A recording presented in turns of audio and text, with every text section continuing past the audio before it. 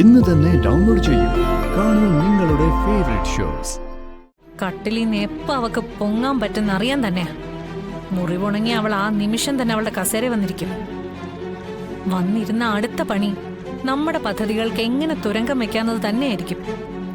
ഈ ചിറ്റപ്പന് ഒറ്റ ഒരാൾ കാരണോ? എടോ, ഞാൻ ചോദിച്ചതിന് മറുപടി ഒന്നും പറഞ്ഞതുമില്ല, എന്റെ മൊത്തത്തിൽ നോക്കിയതുമില്ല.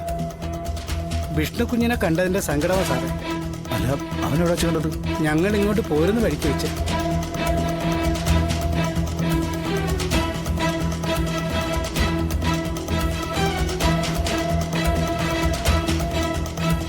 അവനെ അവള് ഇവിടെ വെച്ചും കാണുന്നില്ലേ? അതിനിപ്പോ എന്താ അത്ര സങ്കടപ്പെടാനുള്ളത്?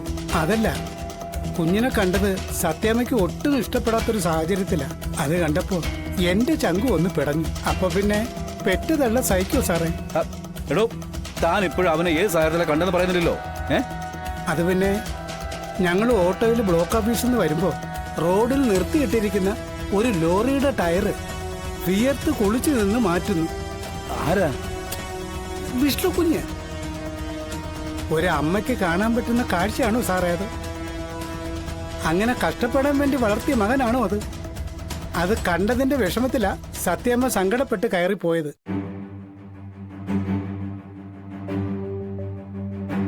ഓട്ടോയിലിരുന്ന് കരയുകയായിരുന്നു പാപം. എടോ, താൻ എന്തൊക്കെയാണോ പറയുന്നേ? അവൻ ഓടിക്കുന്ന ഒരു ടയർ കംപ്ലൈന്റ് ആയപ്പോഴേ അവനല്ലാതെ പിന്നെ താൻ പോയി മാറുവോ? അത് ഇപ്പോൾ പോയി മാറുവോ? അവൻ തന്നെ മാറണം. എന്നാലേ അവൻ അവന്റെ വണ്ടി കൊണ്ട് പോകാൻ പറ്റത്തുള്ളൂ. അതെ, അതവന്റെ ചോറ, അതവന്റെ ജോലിയാ. അതവന് ഇച്ചിരി കഷ്ടപ്പെട്ടെടുക്കുന്ന തന്നെ നല്ലത്. എന്നാലേ പണം ഉണ്ടാക്കുന്നതിന് ബുദ്ധിമുട്ട് അവന് മനസ്സിലാക്കാനും പറ്റും. അതെ, എല്ലാ അമ്മമാരുടെ മക്കൾ ഈ ലോകത്ത് കഷ്ടപ്പെട്ട് തന്നെ ജീവിക്കുന്നതേ. അവരാരും മക്കൾ പണിയെടുക്കുന്നുണ്ട് സങ്കടപ്പെട്ട് കരയാറുമില്ല. വിഷ്ണുവേ, ഈ ജോലി അവന് ഇഷ്ടപ്പെട്ട് തന്നെ എടുത്തതാ. അത് അവൻ ഇഷ്ടപ്പെട്ട് തന്നെ ചെയ്യുന്നതും. എനിക്ക് പറഞ്ഞപ്പോ മനസ്സിലായി. ഇതുപോലെ സത്യാമ്മയുടെ അടുത്തൊന്ന് പറഞ്ഞിരുന്നെങ്കിൽ. എന്തിന്? അതിന്റെ ഒരാവശ്യമില്ല. ഈ തള്ളക്കോഴികൾ ഒരുവിധം പ്രായമായി കഴിഞ്ഞാലേ കുഞ്ഞു കോഴികളെ കൊത്തി അകറ്റണം. അവർ സ്വന്തമായിട്ട് പണിയെടുത്ത് ഭക്ഷണം തേടി കഴിക്കണമെന്ന് പറഞ്ഞങ്ങോട്ട് വിടണം. അപ്പോഴേ ഇവിടെ അങ്ങനൊന്നും ഉണ്ടായിട്ടില്ലല്ലോ. അതിന്റെ കുഴപ്പമാ ഇതൊക്കെ. അതെ, നമ്മളത് ചിന്തിച്ച് തലപോയിക്കേണ്ട കാര്യമൊന്നും ഇല്ല. മനസ്സിലായോടോ? എന്നാ പിന്നെ ഞാനങ്ങോട്ട്. എങ്ങോട്ട്? അല്ല, വീട് വരെ ഒന്ന് പോയിട്ട് വരാന്ന് പറയായിരുന്നു. താനിപ്പോ ഒരിടത്തേക്ക് പോകുന്നില്ല.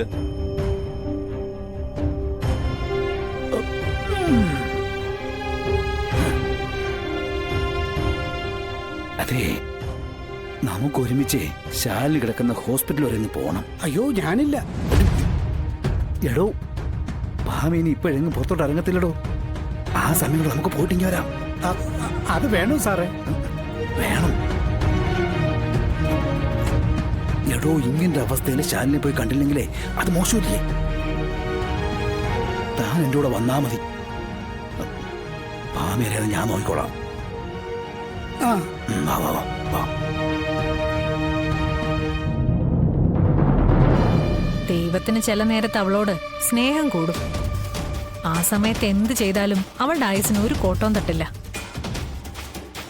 സംഗതി പുരുകത്ത് കൊണ്ടങ്ങ് പോവും. ജോർജ് സാറേ, നമുക്കിപ്പോ ഇവിടെ ചെയ്യേണ്ടത് ലേലത്തിന്റെ പ്രാരംഭ നടപടിക്രമങ്ങളല്ലേ? അത് നമ്മൾ പൂർവാധികം ഭംഗിയോടെ നാളെ തന്നെ തുടങ്ങും. ജോർജ് സാർ എന്ന് പറയുന്നു, ഇനി തടസ്സങ്ങളൊന്നുമില്ലല്ലോ? തടസ്സങ്ങളേ ഉള്ളൂ.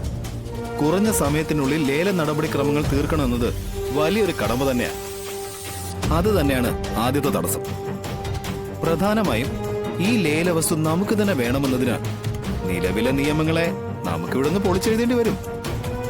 അതിലൊന്ന്, ലേലം നടത്തുന്ന അവസരങ്ങളിൽ പൊതുലേലത്തിന് പരമാവധി പ്രചാരം നൽകുന്ന രീതിയിൽ കൂടുതൽ ആളുകളെ ലേലത്തിൽ പങ്കെടുപ്പിക്കുന്നതിനും വില്ലേജ് ഓഫീസറിൽ ഓൾറെഡി അധികാരപ്പെട്ടിരിക്കും. അതയാളുടെ ജോലിയുടെ ഭാഗമാണ്. പക്ഷെ അയാളുടെ ജോലി മാന്യമായിട്ട് ചെയ്താൽ നമ്മുടെ പദ്ധതികൾ, അതായത് ലേലം നമുക്ക് തന്നെ പിടിക്കണമെന്ന പ്ലാൻ നടപ്പാവില്ല. അപ്പോൾ ആദ്യം നമ്മുടെ പക്ഷത്തേക്ക് വരേണ്ടതും വരുത്തേണ്ടതും ആളെക്കൂട്ട നിയുക്തനായിരിക്കുന്ന വില്ലേജ് ഓഫീസറെ തന്നെയാണ്. അത് ശരിയാക്കി എടുക്കാവുന്നതാണ്. അതിനൊരു വഴിയുണ്ട്. മോളെ, നമ്മളെ കുഞ്ഞുഞ്ഞിന്റെ അനിയല്ലേ ഇപ്പോഴത്തെ വില്ലേജ് ഓഫീസർ? കുഞ്ഞുഞ്ഞിന് ഒരുപാട് സഹായങ്ങൾ ഞാൻ പല രീതിയിൽ ചെയ്തു കൊടുത്തിട്ടുള്ളതാ. നമ്മളിപ്പോ ഈ ചെയ്ത സഹായം തിരിച്ചു ചോദിക്കല്ല, പകരം ഏൽപ്പിക്കുന്ന പണി എടുക്കാതിരിക്കുക. അങ്ങനെ ഒരു സഹായം ചോദിച്ചാ ആരാ മോളെ തരാതിരിക്കുക? മറ്റൊരു കാര്യം കൂടി ഏറ്റവും അധികം ശ്രദ്ധിക്കേണ്ടതായിട്ടുണ്ട്. നോട്ടീസുകൾ നടത്തുകയും പ്രസിദ്ധീകരിക്കുകയും ചെയ്യുന്നതിലെ വീഴ്ചകൾ, അതായത് വസ്തുതാപരമായ പിശകുകൾ വരാതെ കാര്യങ്ങൾ കൃത്യമായി നീക്കിയില്ലെങ്കിൽ ലേലം അസ്ഥിരപ്പെടുത്തി പുനർലേലത്തിന് കളക്ടർക്ക് ഉത്തരവിടാവുന്നതാണ്. അതായത് അങ്ങനെ ഉത്തരവിടാൻ അധികാരമുള്ളത് കളക്ടർക്കാണെന്ന് ഒന്നുകൂടി എടുത്തു പറയാനുള്ള കാരണം, കളക്ടർ ശാലിനി വിഷ്ണു അധികാര കസേരയിൽ തിരിച്ചു വന്നിരിക്കുമ്പോൾ ഈ ഒരു വകുപ്പിൽ ശാലിനിക്ക് കയറി പിടിക്കാൻ പറ്റാത്ത രീതിയിൽ വേണം ബന്ധപ്പെട്ട ഉദ്യോഗസ്ഥരെ കൊണ്ട് കാര്യങ്ങൾ നീക്കാൻ. ഇല്ലെങ്കിൽ ഇപ്പോ നടന്ന ലേലം അസ്ഥിരപ്പെടുത്തി പുനർലേലത്തിന് ഉത്തരവിടാവുന്നതാണ്. അങ്ങനെ വന്നാൽ നിങ്ങൾ മനസ്സിൽ കണ്ടിരിക്കുന്ന ഒരു പദ്ധതികളും ഇവിടെ നടക്കില്ല. എന്ന് മാത്രമല്ല, ഈ ഒരു കള്ളക്കളിക്ക് കൂട്ടുനിന്ന സകലരെയും നിയമത്തിന് മുന്നിൽ കൊണ്ടു നിർത്തി ശിക്ഷാ നടപടികൾക്ക് വിധേയമാക്കാൻ കളക്ടർക്ക് കഴിയും. സാറേ, ഈ ലേലം നമ്മൾ തന്നെ പിടിക്കും. അതിന് മസിൽ പവറെങ്കിൽ മസിൽ പവർ. വില കൊടുത്ത് വാങ്ങാൻ കിട്ടുന്ന എന്തും നമ്മൾ വാങ്ങുകയും ചെയ്യും. സാറേ, ഒരു കഥയുണ്ട്. ഈ മഹാഭാരത യുദ്ധത്തിൽ പഞ്ചപാണ്ഡവർ ജയിക്കേണ്ടത് കൃഷ്ണന്റെ ആവശ്യമാണ്. ജയം മാത്രമായിരുന്നു ലക്ഷ്യം. അതുപോലെ തന്നെ ആയിരിക്കും ഈ ലേലം നമ്മൾ പിടിക്കുന്നത്. കാര്യങ്ങളൊക്കെ ശരി തന്നെ. പക്ഷേ ഇതിനെ നിയമപരമായി നേരിടാനുള്ള അവസരം ശാലിനിക്ക് ഉണ്ടാക്കരുതെന്നേ ഞാൻ പറഞ്ഞുള്ളൂ. കാരണം ശാലിനിയുടെ അഭാവത്തിലാണ് നമ്മൾ ഈ ലേലം പിടിക്കുന്നത്. ലേലത്തിൽ പങ്കെടുക്കാൻ സാധ്യതയുള്ളവരെ എല്ലാം നമ്മൾ നമ്മുടെ ശക്തിയും ബുദ്ധിയും ഉപയോഗിച്ച് അകറ്റി നിർത്തും. പക്ഷേ പിന്നീട് ശാലിനി തിരിച്ചെത്തി ആ കസേരയിൽ ഇരുന്ന് കഴിയുമ്പോൾ നമ്മൾ ചെയ്തു വച്ചിരിക്കുന്നതിനെതിരെ കരുക്കൾ നീക്കാൻ അവൾക്ക് ഒരവസരവും കൊടുക്കരുത് എന്നാണ് ഞാൻ സൂചിപ്പിച്ചത്. അവൾക്ക് നിന്ന് കളിക്കാനുള്ള സ്പേസ് ഇവിടെ കൊടുക്കരുത്. കൊടുത്താൽ നമുക്കെല്ലാവർക്കും അത് അപകടമാണ്.